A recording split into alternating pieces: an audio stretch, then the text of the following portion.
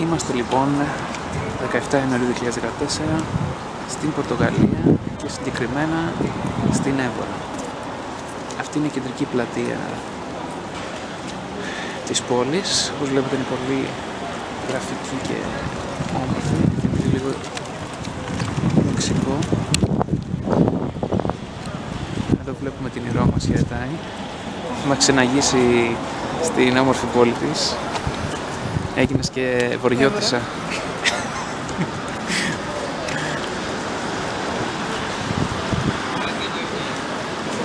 Από εδώ πάμε.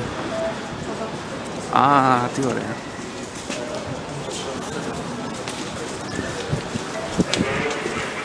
Προχωράμε.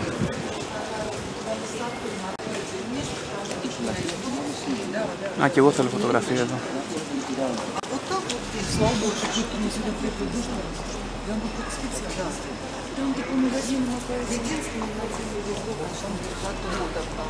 Και στον δρόμο μας λοιπόν συναντάμε εδώ τον καθεδρικό ναό της Έβορα. Είναι του 13ου αιώνα νομίζω. Είναι ρωμανικού ρυθμού, έτσι, με μικρά παράθυρα και έχει και γοτικά στοιχεία μπορείς να πεις. Θα προχωρήσουμε μέσα στη συνέχεια και στο βάθος βλέπουμε το ρωμαϊκό ναό. Θα το δούμε και από κοντά σύντομα. Του 1ου αιώνα μετά Χριστόν.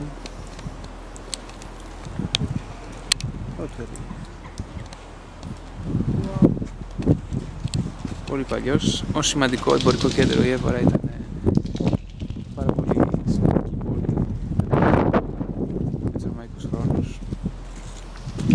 Ας προχωρήσουμε λοιπόν. Ούτε ο Τάσος Δούσης την έχει κάνει στην Έβορα ρεπορτάζ, σε παρακαλώ. Ο Τάσος Δούσης. Ούτε αυτός που έκανε τις εικόνες. Βλέπουμε είναι πάρα πολύ ψηλό. Αλίμονο τώρα, τι. Δεν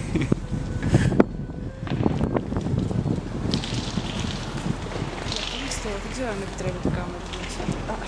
Αυτά εκεί τραβά. Ναι, όπως βλέπουμε η διακόσμηση του ναού είναι εξαιρετική. Με πολλή λεπτομέρεια αποδίδονται εδώ οι Άγιοι, οι άγγελοι, τι είναι.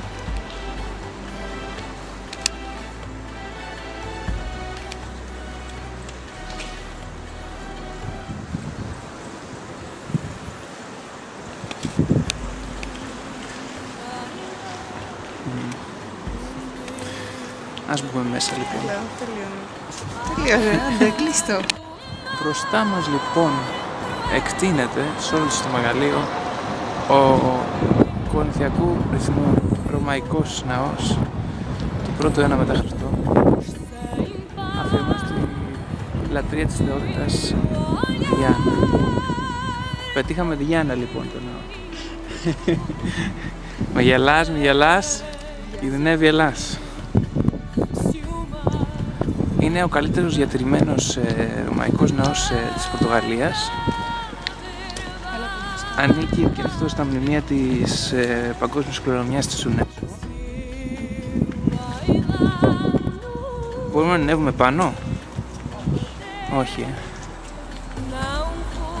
Είχε καταστραφεί κατά τη διάρκεια της γερμανικής κατοχής,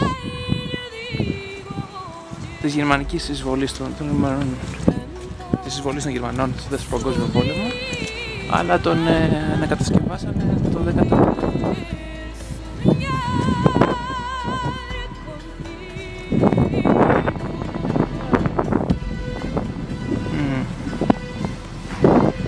Πραγματικά πολύ καλό διατηρημένος.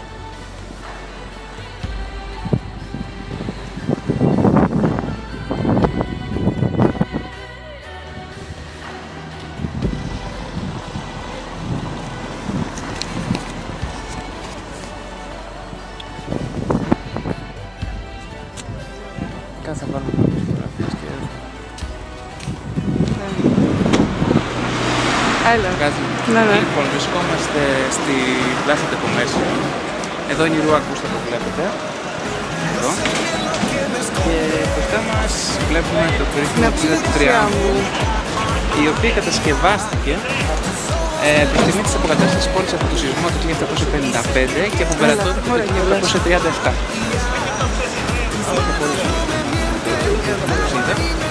Την κορυφή της τρέχει μια άλλη γορική φιγούρα της δόξας. Κοίτα, το έχει και στα ελληνικά τη λέξη μουσείο. Το έχει σε πολλές γλώσσες. Μια άλλη γορική φιγούρα της δόξας. Πνεύμα της Ανδρείας. Δεν ξέρω αν μουσιοψίδα. Ακούγομαι. Βλέπεις τι εγώ κάνω καραγκιούση. Άμα ανεβάζω και μόνος.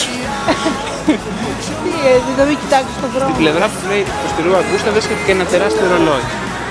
Όπως βλέπετε, λέει σωστά. Γι' αυτός καλέ, εσένα κόρνα. Ναι. Γιατί? Γιατί...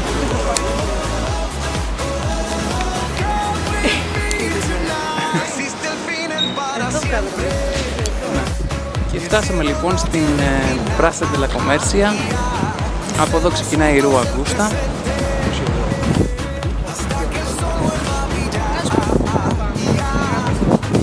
Θα πάμε στο εξωτερικό πρώτα. Εντάξει. Πεντραβάσταση. Ναι. Κοίταξε, πάμε εδώ που έχει τα κανάλια. Εδώ είναι ωραία να κάτσουμε. Θα βγάλουμε.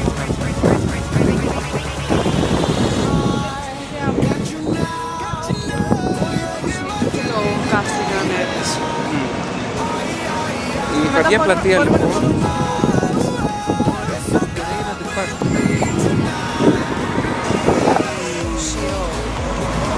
Πρόκειται για ένα αστικό σημείο, το οποίο μου φτιάχνουμε ανευθύνες στην χώρα όλη στην πόλη. Το πρότινο άγαλμα είναι του Dom José του πρώτου. Είναι ένα παρκή βασιλιά, όπως λέει ο οδηγός. Ο οποίος παρακολουθεί με απλανές βλέμμα. Δεν το βλέπουμε ακόμα. Dom José του πρώτου. Το άγαλμα του είναι ένας ανεπαρκής βασιλιάς.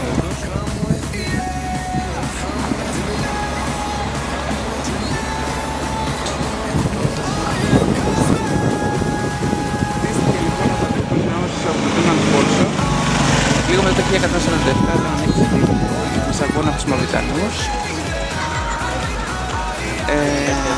Έχει αναστηλωθεί και με κατασκευαστήματα από τους σημμούς που υπέστη, με μαγικού ρυθμού, κτίσμα. Βλέπουμε την κεντρική ροζέτα πόσο ωραία είναι.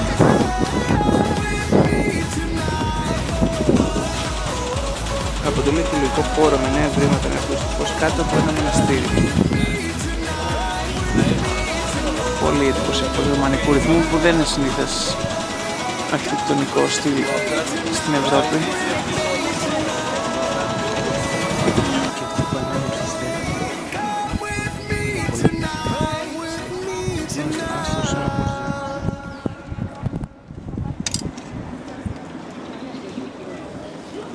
Είναι ένα κάστρο που χτίστηκε τον 11ο αιώνα για στρατιωτικούς σκοπούς, για να προφυλάσει την πόλη από κάποια πολιορκία. Η θέα από το σημείο αυτό είναι πραγματικά εντυπωσιακή.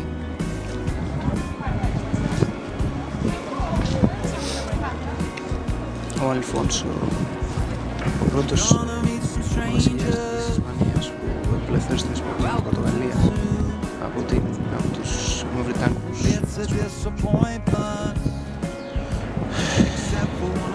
Είναι το μόνο κάτω.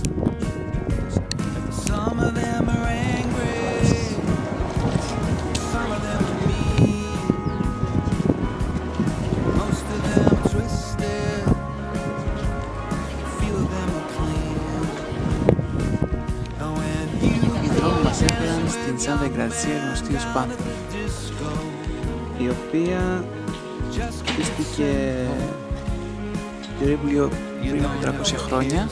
Ο τούρλος όμως προσθέθηκε πριν το 1966. Χτίστηκε βάσει ενός ελληνικού σχεδίου σταυρού με στρογγυλεμένα άκρα και παρουσιάζει αρκετές ομοιότητες με τη βασιλική του Αγίου Πέτρου στη Ρώμη.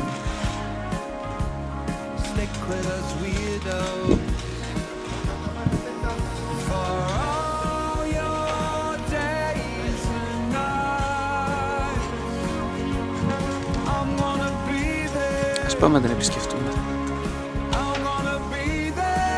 Yes, I will. Go gentle through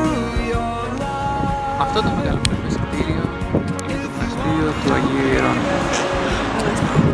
Μοναστήρι, το οποίο ξεκίνησε την ανάγγιση του σε 16ο αιώνα από τον Ιάκωβο Ιζάκ.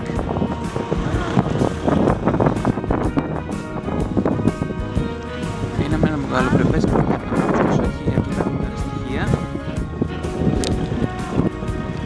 Μέσα υπάρχει το τάφος του Βάσκο ντε Γκάμα και του Φερνάντο Πεσόα.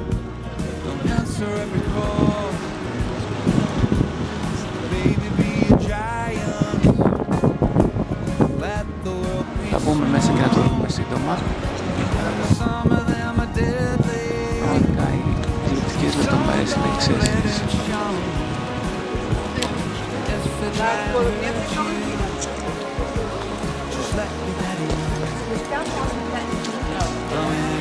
Ci tocca mia foto dentro mia macchina.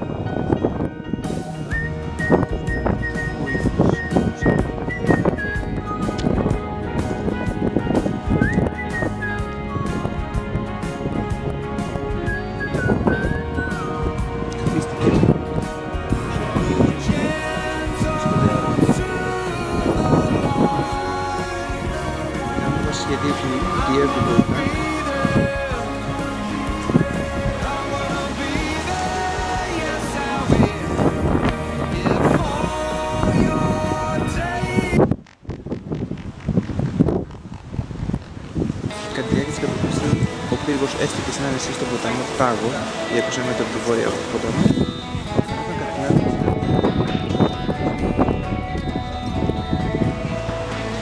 Έχετε το τμήμα ανάμεσα στο κτίριο και στο μοναστήρι του Αγίου Ιερών που πάει στο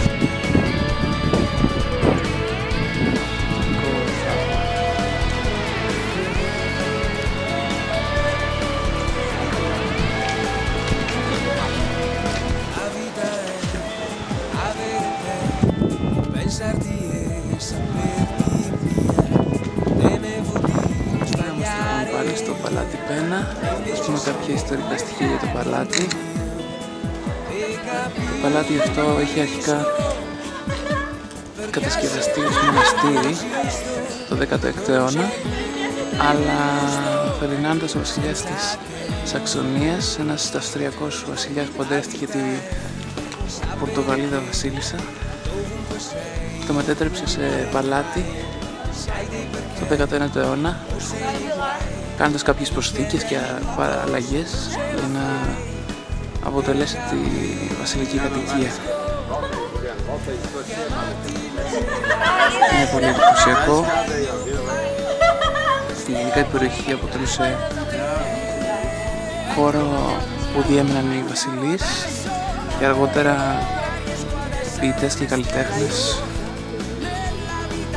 Ήταν ένας χώρος έτσι ηρεμίας και γαλήνης. Ας προχωρήσουμε.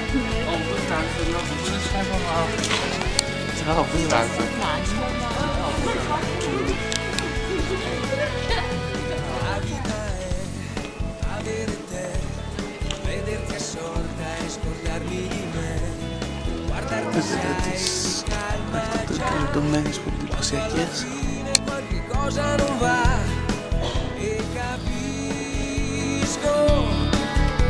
Perché se ti vedo esisto, non c'è gusto senza di te. È chiaro adesso,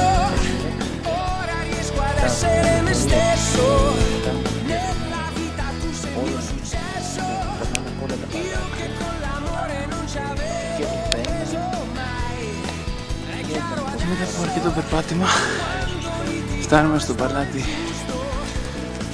Πένα στη Σύντρα.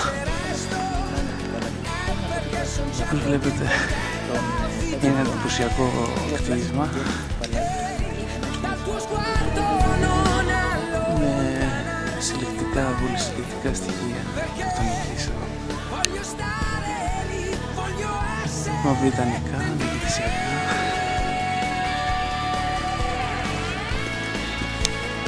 Και όλο στοιχείο πάλι στην εκλογική τουρίστρια. Με έχεις πάρει από πίσω.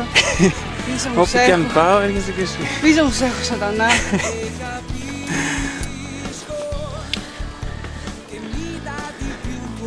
Ούτε να το κανονίζαμε.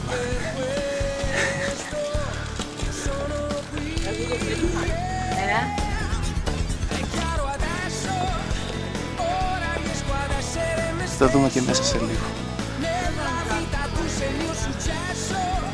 Ναι, πίσω μας το παλάτι του Σπένα και βρισκόμαστε στο παλάτι Μονσεράτ. Ένα εξίσου πολύ ωραίο παλάτι που έχει στοιχεία από αρχιτεκτονικά στυλ διάφορα, γοτικό, αραβικό, εκκλητιστικά στοιχεία λοιπόν από διάφορα αρχιτεκτονικά στυλ.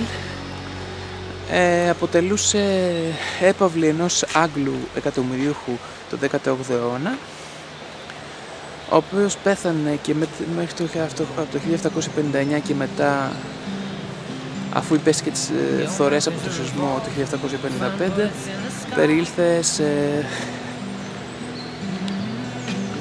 σε κατάσταση φθοράς, οπότε και το κράτος ανέλαβε την ανακαίνισή του το 19ο αιώνα και το ανακαίνισε πλήρως, όπως βλέπετε.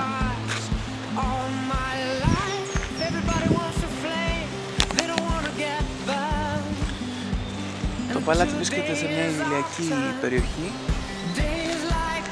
έτσι με πράσινα και πρασινάδες. Ένα καταράχτη που ακούγεται στο βάθος όταν δούμε μετά.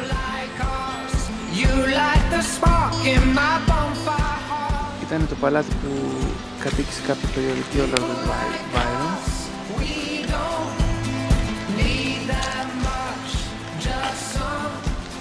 Ας το εξερευνήσουμε.